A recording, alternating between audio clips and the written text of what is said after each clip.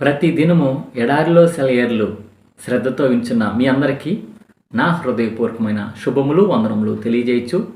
ఎడారిలో సెలయేర్లు అనుదిన ధ్యాన భాగమును చదువుతున్నాను. దయచేసి శ్రద్ధగా వినండి. మార్చి నెల 10వ తారీఖు కొరకై ఏర్పాటు చేయబడిన ఎడారిలో సెలయేర్లు అనుదిన ధ్యాన భాగమును చదువుచున్నాను. వాక్య భాగము, నీతిమంతుడైన వాడు విశ్వాసమూలముగా జీవించును.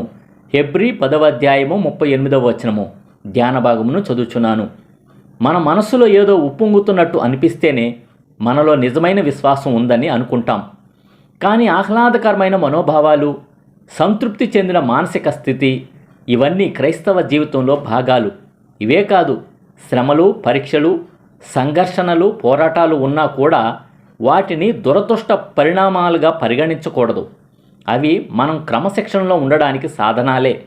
ఈ విభిన్నమైన పరిస్థితులన్నిటిలోనూ క్రీస్తు మన హృదయంలోనే ఉన్నాడని మర్చిపోకూడదు. మనం ఆయనకి విధేయులుగా ఉన్నంతకాలం మన మానసిక స్థితి ఏదైనా సరే ఆయన మనతోనే ఉన్నాడు. ఇక్కడే చాలామంది తప్పుటడుగు వేస్తుంటారు. విశ్వాసం వల్ల కాక సొంత తెలివితేటల సాయంతో సాగిపోవాలనుకుంటారు. దేవుడు తనలో నుంచి నిష్క్రమించాడేమోనన్నట్టు ఉందని ఒక విశ్వాసి నాతో ఒకసారి అంది. ఆయన కరుణ అంతా మాయమైపోయినట్టుంది. ఆమె కష్టకాలం ఆమెను 6 వారాల పాటు వేధించింది.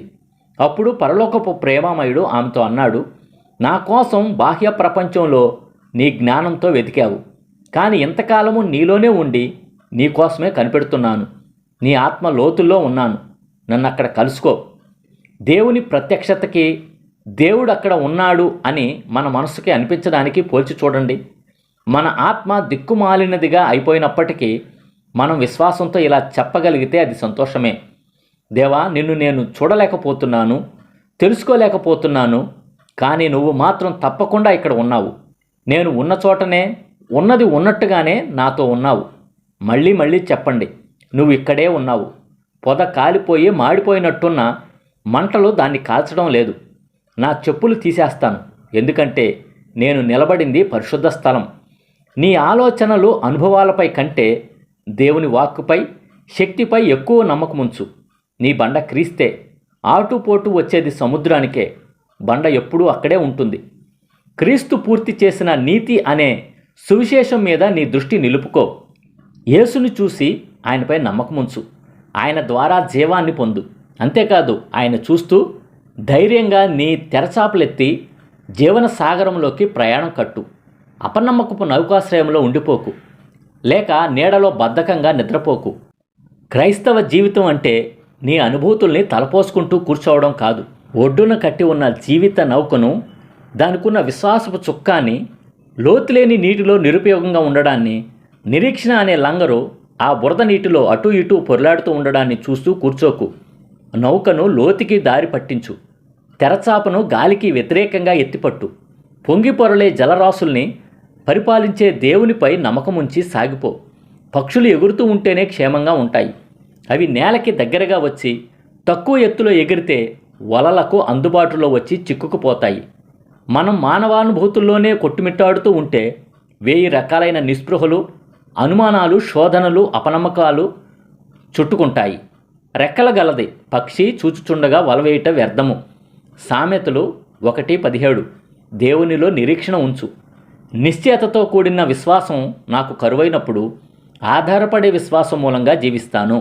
ఇదే ఈ దినమునకై ఏర్పాటు చేయబడిన ఎడారిలో సెలయేర్లు అనుదిన ఆత్మీయ అల్పాహారము. సమస్త జ్ఞానమునకు మించిన దేవుని కృపా సమాధానము ప్రభువైన యేసుక్రీస్తు వలన మీ హృదయములకు, మీ తలంపులకు కావలి ఉండును గాక. ఆమేన్. ప్రార్థన.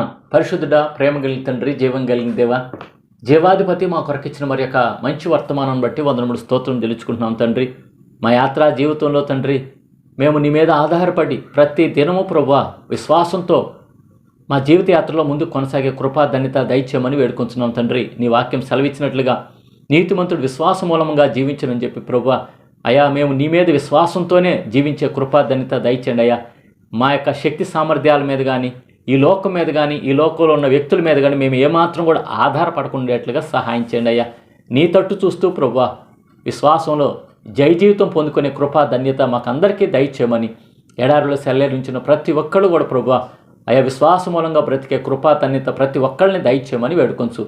నిన్నే స్తుతిస్తూ ఘనపరుస్తూ ఈ దిన దీవెనల కోసం నీ తట్టు తీస్తున్నాం ప్రభువా. ఈ దినం ప్రభువా ప్రతి ఒక్కళ్ళు నీ సన్నిధానికి వెళ్ళి ఆత్మతో సత్యంతో ఆరాధించడానికి ఎవరు కూడా నిర్లక్ష్యం అలక్ష్యం వహించుకునేట్టుగా సహాయం చేయమని వేడుకొంచున్నాం తండ్రి. నీ యొక్క దైవదాసులు నీ యొక్క సేవకులు అందరూ కూడా ప్రభువా ఈ దినమున వాక్య పరిచర్య నిమిత్తం ఆయా ప్రాంతాలకు వెళ్తుంటుండగా ప్రభువా క్షేమకరమైన ప్రయాణం దయచేయమని వేడుకొంచున్నాం తండ్రి. అలాగున్న ప్రభువా పరిశుద్ధులందరి గురించి, క్రైస్తవ సంఘ సభికులందరి గురించి, విశ్వాసులందరి గురించి ప్రార్థన చేస్తున్నాం తండ్రి. అందరూ కూడా వారి వారి గమ్యస్థానాలకి వారి వారి సంఘాలకి క్షేమంగా వెళ్ళి నిన్ను స్తుతిస్తూ ఆరాధిస్తూ నిన్ను ఘనపరుస్తూ నీ నామాన్ని హెచ్చించి పూజించి ఘనపరిచే కృపా ధన్యత ప్రతి ఒక్కరికి దయచేయమని వేడుకొంచు. మమ్మల్ని నీ కృపా హస్తాలకు అప్పగించుకుంటూ నజరేయుడైన యేసు నామంలో ప్రార్థించి వినయంగా వేడుకొంచున్నాము తండ్రి. ఆమేన్. మన తండ్రి అయిన దేవుని యొక్క ప్రేమ, ప్రభువైన యేసుక్రీస్తు వారి కృప, పరిశుద్ధాత్మ యొక్క అన్యోన్య సహవాసం సదా మీ అందరికీ తోడై ఉండును గాక. Amen. Praise the lord. Shalom.